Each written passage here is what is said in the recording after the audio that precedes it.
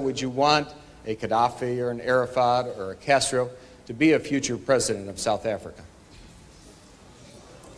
One of the mistakes which some political analysts make is to think that their enemies should be our enemies.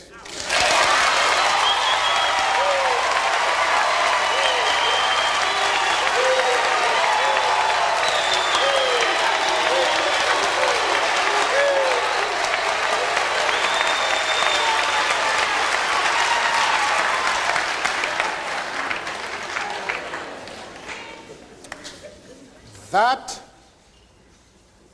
we can and we will never do. We have our own struggle, which we are conducting. We are grateful to the world for supporting our struggle. But nevertheless, we are an independent organization with its own policy. And the attitude of every country towards, our attitude towards any country is determined by the attitude of that country to our struggle.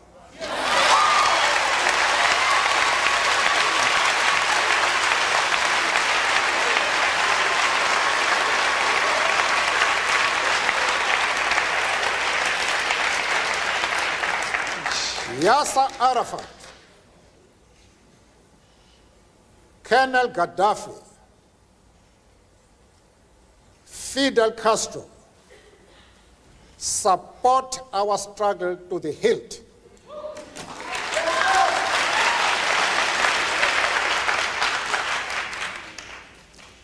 There is no reason whatsoever why we should have any hesitation about hailing their commitment to human rights as they are being demanded in South Africa.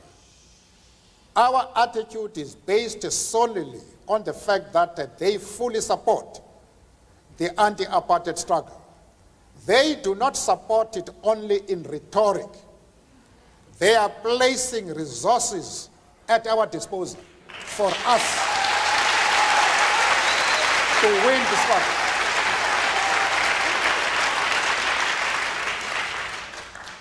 That is the position. Having said that, I think I would be dishonest if I did not express profound disappointment with the answer that Mr. Mandela gave to the previous question, because it suggests a certain degree of amorality.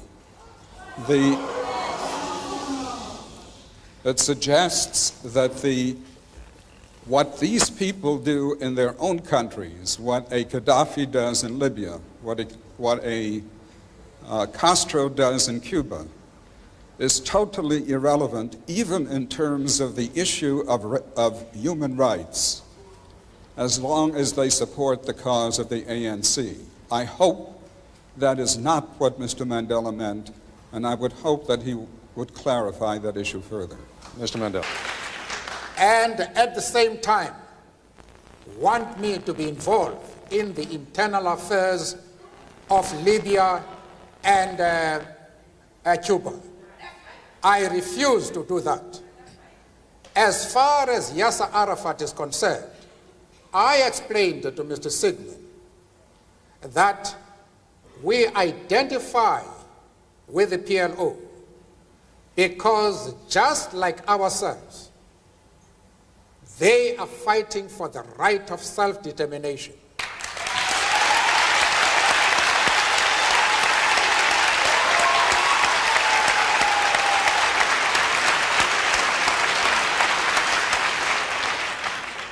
I went further, however, to say that the support for Yasser Arafat in his struggle does not mean that the ANC has ever doubted the right of Israel to exist as a state legally.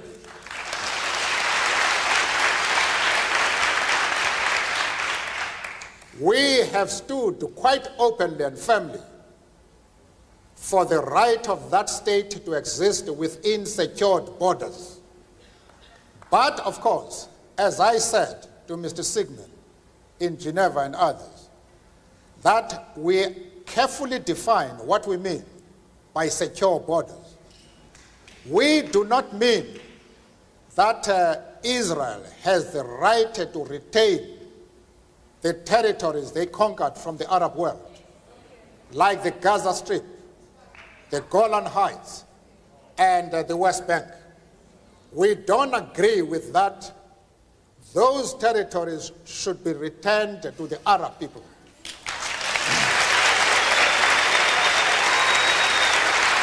Mr. Mandela, I also explained to Mr. Sigmund and company that in our organization we have Jews. In fact, Mr. Gaddafi did not allow us to open our offices in Libya precisely because we had the courage to say to him, we work with the Jews in our organization. And he didn't allow us to open an office until February this year, when he had to accept us as we are. We are not prepared to be swayed by anybody. We have an independent policy which we assert no matter with whom we discuss. The Jewish leader have any doubts about our stand, I am prepared to address them and to allay their concern, because they are a very important community both in South Africa and, of course, in the States. And I'm prepared to iron out any differences that might exist. But they must know what our stand is. Arafat is a comrade in arms, and we treat him as such. And as I have said, we have many Jews, members of the Jewish community in our struggle, and they have occupied very top positions. But that does not mean to say that the enemies of Israel are our enemies. We refuse to take that position.